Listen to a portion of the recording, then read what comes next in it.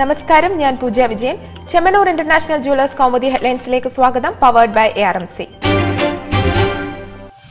കനയ്യയ്ക്ക് ജാമ്യം. രാജ്യദ്രോഹ കേസിൽ അറസ്റ്റിലായ കനയ്യ കുമാറിന് ജാമ്യം. 6 മാസത്തേക്ക് ഉപാധികളോടെ ഇടക്കാല ജാമ്യം അനുവദിച്ചത് ഡൽഹി ഹൈക്കോടതി. അഫ്സൽ ഗുരു അനുസ്മരണ വിവാദത്തെ തുടർന്ന് JNUവിലെ വിദ്യാർത്ഥി യൂണിയൻ പ്രസിഡന്റ് കനയ്യയെ ഡൽഹി പോലീസ് അറസ്റ്റ് ചെയ്തത് ഫെബ്രുവരി 12-ന്. സാക്ഷിമൊഴികളുടെ അടിസ്ഥാനത്തിൽ കനയ്യയ്ക്ക് ജാമ്യം നൽകരുതെന്ന പോലീസിന്റെ വാദം കോടതി തള്ളി. വിദ്യാർത്ഥിക്കെതിരെ തെളിവായി ഹാജരാക്കിയ വീഡിയോകൾ വ്യാജമെന്ന ഫോറൻസിക് പരിശോധനാ ഫലം ഇന്നലെ പുറത്തുവന്നിരുന്നു. ഇനി തിരഞ്ഞെടുപ്പ് വാർത്തകൾ.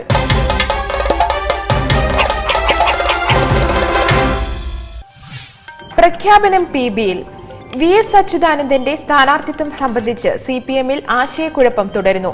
VS മത്സരിക്കണമോ എന്ന കാര്യത്തിൽ അന്തിമ തീരുമാനം ഈ മാസം ആദ്യം ചേരുന്ന PB യോഗത്തിൽ.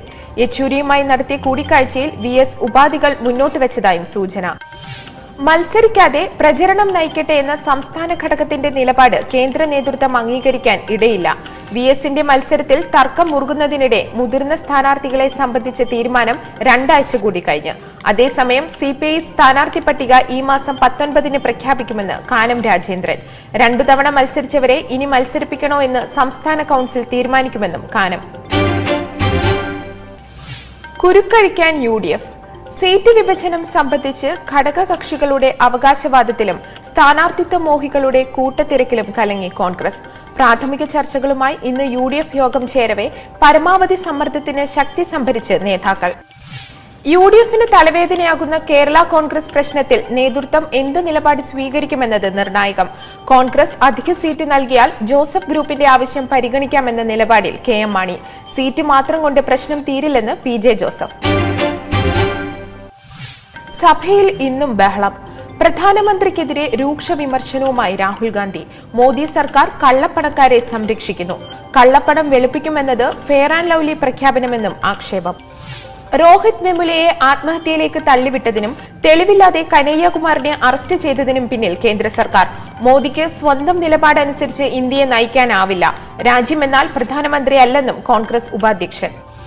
അതേസമയം പ്രതിഷേധങ്ങളെ നേരിടാൻ പുതിയ ആയുധവുമായി BJP.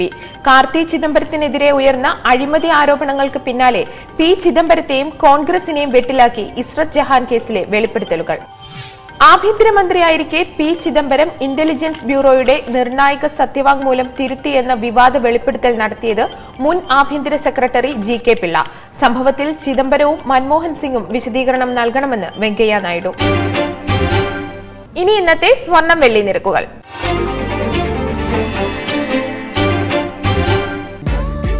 Dubai gold and diamonds സ്വർണം വെള്ളി നിരക്കുകൾ നിങ്ങൾക്കായി അവതരിപ്പിക്കുന്നത് Dubai gold and diamonds. Dubai gold and diamonds, India, UAE, Oman, Bahrain. സ്വർണം ഗ്രാമിന് 2660 രൂപ, പവൻ 21,280 രൂപ. വെള്ളി ഗ്രാമിന് 39.18 രൂപ. ദുബായ് ഗോൾഡ് ആൻഡ് ഡയമണ്ട്സ് സ്വർണം വെള്ളി നിരക്കുകൾ നിങ്ങൾക്കായി അവതരിപ്പിച്ചത് Dubai gold and diamonds, India, UAE, Oman, Bahrain.